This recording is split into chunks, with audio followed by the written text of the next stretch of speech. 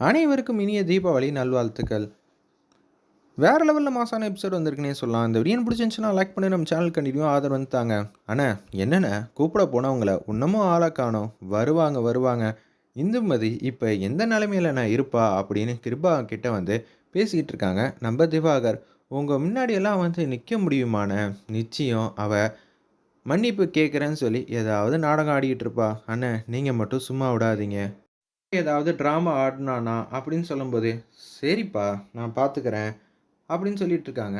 கிருபாவும், கருணா வந்து எப்படி இருந்தாலும் இந்த பிரச்சனைய வந்து நீங்க தானே சமாளிக்கணும் அப்படின்னு சொல்லிட்டு இருக்கிறப்ப, 3 பேரும் வந்து வாசல்ல வந்து நிக்கிறாங்க. வாசல்ல நிக்கிறாங்களா அப்படின்னு சொன்னோனே, திவாகர் போய் பார்க்குறாப்புல, ஆமாண்ணே வாசல்ல வந்து நிக்கிறாங்க. இந்துமதி நீ வசமா அண்ணங்கிட்ட வந்து சிக்கிட்ட. உன்னால இத்தன நாளா என்னென்னமோ வந்து செஞ்சிட்டு இருந்த. அந்த வேலையெல்லாம் இனிமேட்டு இருக்கவே கூடாது. அண்ணன் வருவாரு. ஸ்பெஷலா இன்னைக்கு உனக்கு கிடைக்க போகுது அப்படின்னு யோசிச்சுட்டு இருக்கிறப்ப, என்னது ஆவுன்னா இவன் ஓவரா வந்து பெர்ஃபார்ம் பண்ணிட்டு இருக்கான் அப்படின்னு சொல்லி அந்த இடத்துல நம்ம கருணா முன்னாடியே வந்து பேசும்போது, சும்மானு இரு. நீ இப்பதான் இன்னைக்கு வந்திருக்க. உனக்கு இவங்க கிட்டேருந்து ஆக வேண்டிய வேலை ஏகப்பட்டது இருக்கு. அப்படி இருக்கிற சூழ்நிலையில நீ ஏதாவது வார்த்தையை விட்டுட்டேன்னா, அப்புறம் நான் சொல்றதுக்கு ஒண்ணும் இல்ல. அப்புறம் உங்க அக்காவோட நிலைமைய வந்து யோசிச்சு பாருன்னு சொன்னோனே, அத காட்டி இவங்க பேசிக்கிட்டு இருக்காங்களேன்னு சொல்லிட்டு இருக்கிறப்ப, "அண்ணா வந்துட்டாங்கண்ணே. உடனே போணுமாடா என்ன? ஒரு நிமிஷம் இரு வெயிட் பண்ணுவோம். அண்ணா அவங்கள உள்ள வர வைக்கலாமா? இல்ல நீங்க வாசலுக்கு போறீங்களா?" "அவன்லாம் வீட்டுக்குள்ளேயே வரக்கூடாது. நானே வாசலுக்கு போறேன்." அப்படின்னு சொல்லும்போது, வாசல்ல வந்து கருணா முன்னாடி நிக்கிறாங்க நம்ப கிருபா. "என்ன கருணா, நீ யாரு பக்கம்ப்பா? எனக்கு தெரிஞ்சாகணும்." அப்படின்னு சொல்லி கிருபா வந்து கேட்குறாங்க. "அண்ணா நான் என்னண்ணா முடிவெடுப்பேன்? எனக்கு என்னண்ணா முடிவு தெரியும்? நான் எப்போதும் போல உங்க பக்கம் தான் நிப்பேன்." "நல்லது கருணா. தேவையில்லாம மத்தவங்களுக்கு சப்போர்ட் பண்றேங்கிற பேர்ல என்கிட்ட வாங்கி கட்டிக்காத. நான்லாம் அப்படியெல்லாம் செய்யவே மாட்டேன்னு" சொன்னோனே, தீனதயாளன் வந்து கேட்குறாங்க, "என்னடா இங்க நடக்குது? ஏன்டா இப்படியெல்லாம் பண்றீங்க?" "அப்பா பேசாம இருங்க. உங்க மேல மதிப்பு மரியாதை வச்சிருக்கேன்." அப்படின்னு சொன்னோனே, "ஐயா அமைதியா இருங்கய்யா. எதுவா இருந்தாலும் அண்ணன் பார்த்துக்கட்டுங்கிற" மாரி நம்ம கருணா வந்து பேசிடுறாங்க. இவன் வேற எதுக்கெடுத்தாலும் அண்ணன் அண்ணன்னு வேற சொல்லிக்கிட்டு இருக்கானே அப்படின்னு சொல்லும்போது, என் பேத்தி அப்படி என்னடா செஞ்சான்னு இப்படி வாசல்ல வந்து நிக்க வைக்கிறேன்னு தீனதயாளன் வந்து கேட்டுட்டு இருக்காங்க. ஒரு பக்கம் அதெல்லாம் சொன்னா உனக்கு புரியாது. இப்ப சொல்லு. உனக்கு என்ன தேவை? இப்ப சொல்லுமா அப்படின்னு அவங்க பொண்ணு சித்ரா கிட்ட வந்து கேட்குறாங்க.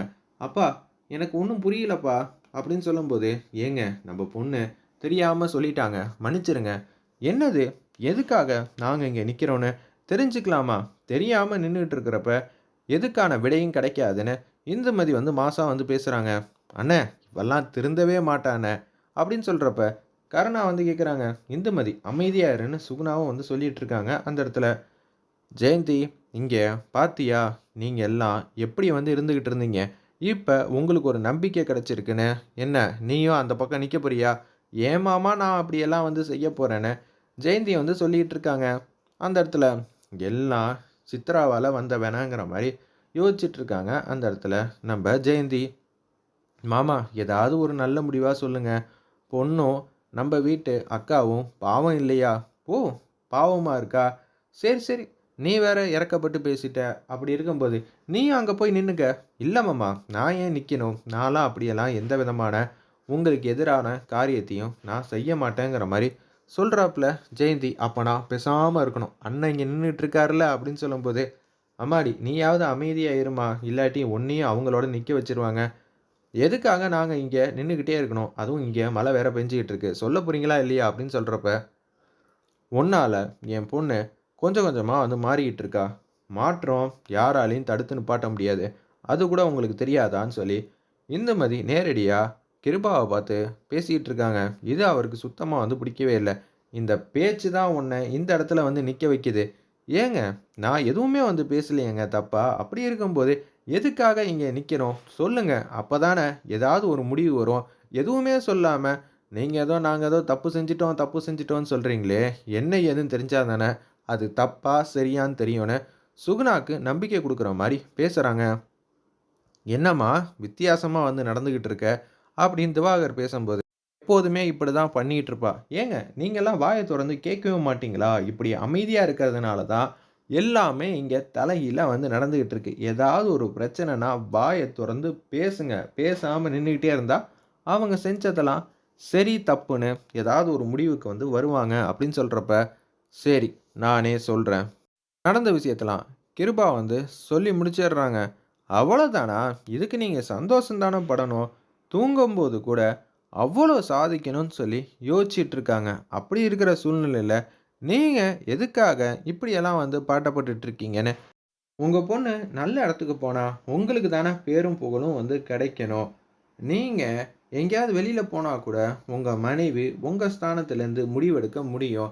இது எல்லாத்துக்குமே படிப்பு தான் ஒரு முக்கிய காரணமா இருக்கு. தன்னம்பிக்கையோட உங்க பொண்ணு இருக்கான்னு நெனச்சு, நீங்க சந்தோஷப்படணும். ஆனா, அது தப்புன்னு சொல்றதெல்லாம் எனக்கு ஜீர்ணடிக்கவே முடியல.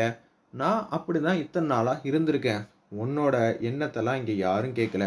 இந்த வீட்டுக்கு நீ வந்துட்ட. அப்படி இருக்கிற சூழ்நிலையில, நீ கண்டிப்பா எங்க பேச்ச தான் கேட்டு நீ நடந்துக்கணும்.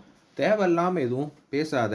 அது சரிப்பட்டு வராது. அப்படின்னு சொல்லும்போது கடுப்பாயிட்டாங்க நம்ப கிருபா. நீ சொல்றது எதுவுமே எனக்கு பிடிக்கல.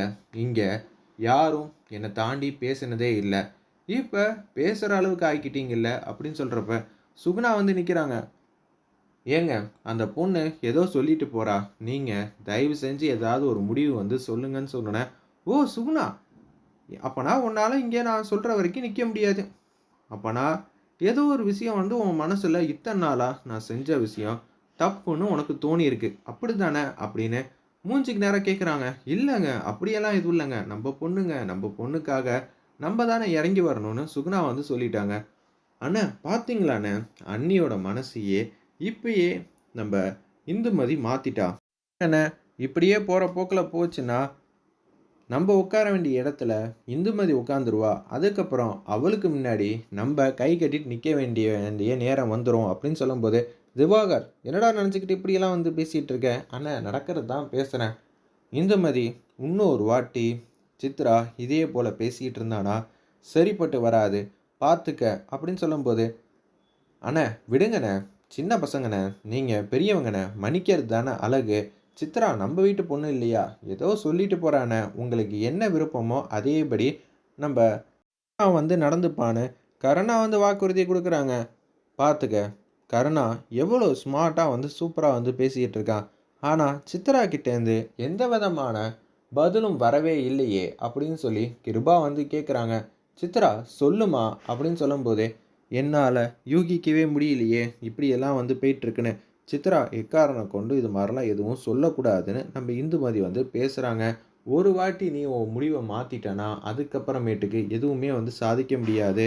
சொல்லாத அப்படின்னு சொல்லிட்டு இருக்காங்க. இத பார்த்த உடனே, "என்ன சித்ரா சொல்லுவியா? மாட்டியா? இந்த அப்பன் கேட்குறேன். இன்னொரு வாட்டி கேட்டா என்ன ஆகும்னு உனக்கே தெரியும்." சுகுணா வந்து சொல்லு சொல்லுங்கிற மாரி சொல்றாங்க. அந்த இடத்துல ஜெயந்தி வேற வழி இல்ல. இந்துமதி கொஞ்சம் நேரம் அமைதியா இருமான்னு சொன்னோனே, சித்ரா சொல்லுவாங்களா இல்லையான்னு வெயிட் பண்ணி பார்ப்போம்.